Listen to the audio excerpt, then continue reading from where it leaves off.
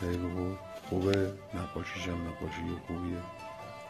ماشاءالله ماشاءالله.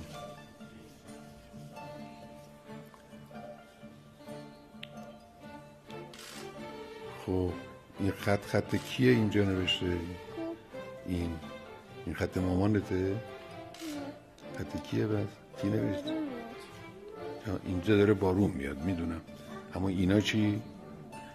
نوشته مامانت نوشته؟ ماشاءالله. sen Türksen yaparsan.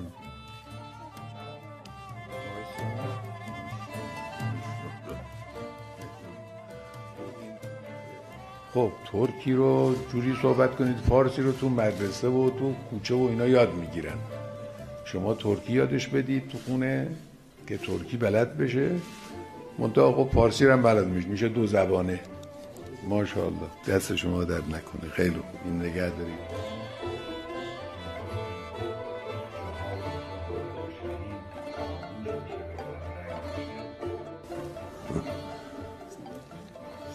سلام علیکم. با اون عبا و با اون چفیه و احوال شما.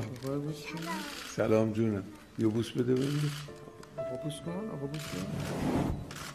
سلام علیکم. سلام علیکم. ماشاءالله ماشاءالله. کلاس چندی شما خانوم؟ شما کلاس چندی؟ ششم؟ ماشاءالله. شما چی؟ ماشاءالله. شما چی؟ سوم؟ چهارم؟ ماشاءالله ماشاءالله. چه خانوم هایی. خدا انشالله همه تون حفظ کنه. خدا انشالله همه تون توفیق بده. انشالله که همه تون هم عاقبت به خیر بشید هم خوشبخت بشید انشالله. زنده باشید.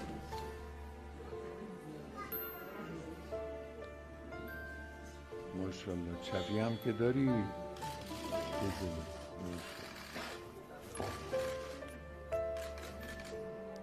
زنده باشید. ماشاءالله ماشاءالله.